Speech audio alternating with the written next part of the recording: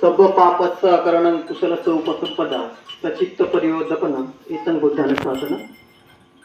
पापकर्म करू नका, पुण्यकर्म संपादन करा, हेच बुद्धाचं सांगणं आहे. या अखिल विश्वाला ज्यांनी शांतीचा संदेश दिला आणि भारताला क्रांतीचा संदेश दिला असे सम्यक संबुद्ध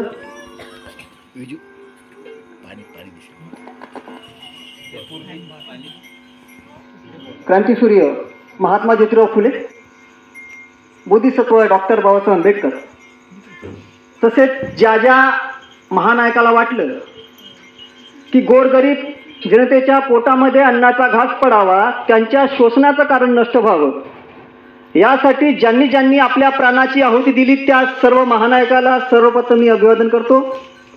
आज 6 डिसेंबर बोधिसत्व डॉक्टर बाबासाहेब आंबेडकर यांचा महापरिनिर्वाण दिन. त्यानिमित्तानं या गोधनी गावामध्ये त्यांच्या विचाराला, त्यांच्या कार्याला अभिवादन करण्यासाठी आपण या कार्यक्रमाचे आयोजन केलं. या कार्यक्रमाला उपस्थित बनसोड सर, आत्ताच मार्गदर्शन करून गेलेले डॉक्टर मिलिंदजी गजबिये, त्याचप्रमाणे बेनले सर आणि आमचे सोशल मीडियाचे कार्यकर्ता अनुपजी पटेल सर, आणि उपस्थित आपण धम्मबंधू आणि भगिनी. धम्मबंधूंनो, वेळ खूप होत आहे आणि 5 वर्षापूर्वी मी इथं आलो होतो आणि याच वटेवरून मी भाषण केलं होतं, तुम्हाला माहीत असेल. डॉक्टर बाबासाहेब आंबेडकरांचा इतिहास कार्य सांगत असताना आपली त्यामध्ये भूमिका काय आणि आपले अस्तित्व काय याचं आपण संशोधन केलं पाहिजे. कारण बाबासाहेबांनी आपल्यामध्ये सुपरलेटिव्ह कॉम्प्लेक्सची निर्मिती केली आणि ते सुपरलेटिव्ह कॉम्प्लेक्सची निर्मिती करत असताना आपल्याला सांगितलं की जाओ आपकी दीवार पर लिख दो, आपको इस देश की शासन करने वाली जमात बनना है. बाबासाहेब म्हणतात, मी संविधान लिहिलं, या देशामध्ये संविधान लागू झालं तरीही तुमचे प्रश्न कुठेही सोडवल्या जाणार नाही. तुम्हाला ही व्यवस्था मारेल, तुम्हाला ही व्यवस्था कापेल, तुमच्यावर ही व्यवस्था अन्याय करेल. तुम्ही काय कराल? एकत्रित याल, कॅन्डल मार्च कराल, कॅन्डल मार्च करा. तुमच्यासोबत न्याय मिळेल तुम्हाला किंवा मिळणार नाही हा नंतरचा प्रश्न आहे. परंतु बाबासाहेब म्हणतात की तुमच्यासोबतच असं का होतं, अस्पृश्यासोबतच असं का होतं, शूद्रासोबतच असं का होतं?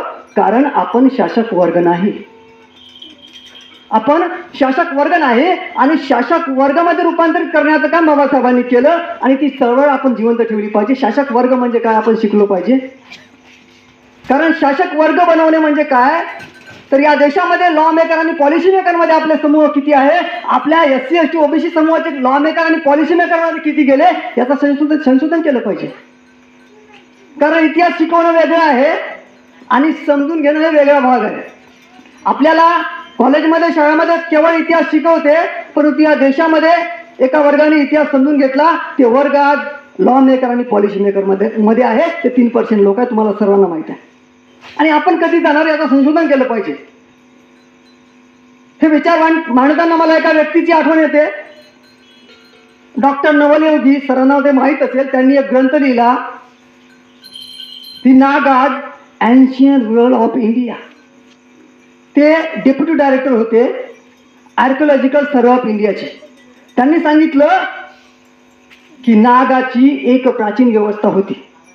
नाग जी आहे, नागवंशाचे लोक आहे, त्यांची एक प्राचीन व्यवस्था होती. आणि एक विश्वनाथ राजवाडे नावाचा मोठा विचारवंत आहे, महाराष्ट्राचा ब्राह्मण आहे, ते म्हणते की पूर्ण महाराष्ट्राची मुहूर्तमेढ महाराष्ट्र जे बनवला ते नागाने निर्माण केला, ते नाग लोकांनी रचला. ते नागाचे वंशज आपण त्या नागाचे वंशज आहोत हे आपण विसरता कामा नये. कारण खूप मोठा इतिहास आहे. जगाने याची दखल घेतली, जगाने याची प्रेरणा घेतली, बाबासाहेबांनी सुद्धा याची प्रेरणा घेतली. आता तुम्ही म्हणाल कसं? बाबासाहेबांच्या अगोदर तुम्हाला माहित असेल 500 लोकांनी 28,000 लोकांना मारलं की नाही? मग बाबासाहेब होते का तेव्हा? नाही. म्हणजे प्रेरणा होती ना त्यांच्यामध्ये, ती नागाची प्रेरणा आहे आणि ती आपण कधीही विसरता कामा नये. त्या संस्कृतीची नाळ आपल्या दुश्मनाने तोडली आहे आणि त्या संस्कृतीच्या नाळेला जोडण्याचं काम केवळ बाबासाहेबांनी केलं, असं आजच्या दिवशी आपण समजून घेतलं पाहिजे. कारण या देशामध्ये जी मनुस्मृती होती त्या मनुस्मृतीमध्ये केवळ काही अस्पृश्याच्या विरोधामध्ये लिहिलं नव्हतं, या देशामध्ये जे काही SC ST OBC समूह आहे त्यांच्या विरोधामध्ये सुद्धा लिहिलं होतं.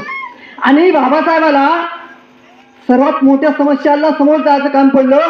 बाबासाहेबांनी केवळ शेड्यूल कास्टसाठी नाही केलं, तर या लोकांच्या समस्याचं समाधान करण्यासाठी त्यांना आपलं आयुष्य जगावं लागलं. परंतु आज काय होत आहे, मी एक सांगण्याचा प्रयत्न करतो की आपण बुद्धिजीवी वर्ग आहे आणि शेड्यूल कास्टच्या लोकांवर, बुद्धिस्ट लोकांवर सर्वात जास्त जबाबदारी येऊन पडली आहे. आणि म्हणून आपण ती जबाबदारी नीट पार पाडली पाहिजे. म्हणून बाबासाहेबांच्या आंदोलनाला, बाबासाहेबांच्या संघर्षाला आपण समजून घेतलं पाहिजे. ते समजून घेत असताना केवळ मात्र आनंदोत्सव साजरा करणे किंवा कॅन्डल मार्च काढणे या गोष्टीने आपल्या समस्याचं समाधान होणार नाही. कारण बाबासाहेब यांच्यामध्ये नाही आहे. बाबासाहेबांचा इतिहास काय आपण समजून घेतला पाहिजे, बाबासाहेबांचा संघर्ष आपण समजून घेतला पाहिजे. कारण या देशामध्ये, ज्या देशाने मनुस्मृतीचे जाहीर ग्रंथ पाहिले व भारतीय संविधानाने या देशाला सरांनी सांगितलं सेक्युलर डेमोक्रॅटिक आणि रिपब्लिक घोषित केले असतानाही याच देशाच्या न्यायालयाच्या आवारात मनुचा पुतळा उभा होतो. राजस्थानच्या राजधानीमध्ये जयपूरमध्ये मनुचा पुतळा उभा होतो. या देशामध्ये संविधान आहे तरीही उभा आहे मनुचा पुतळा.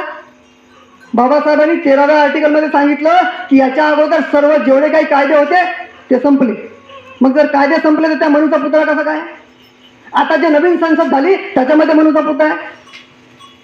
म्हणजे आपण याच्याकडे विश्लेषण केलं पाहिजे की या देशामध्ये परिस्थिती कशी आहे, नाहीतर आपल्याला काही करणार नाही. पण त्या परिस्थितीचा सामना आपण कसं करू हे आपण शिकलं पाहिजे.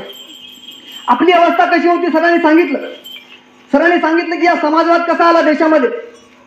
आपण अस्पृश्य असताना आपली अवस्था कशी होती, जनावरासारखी होती. मी नेहमी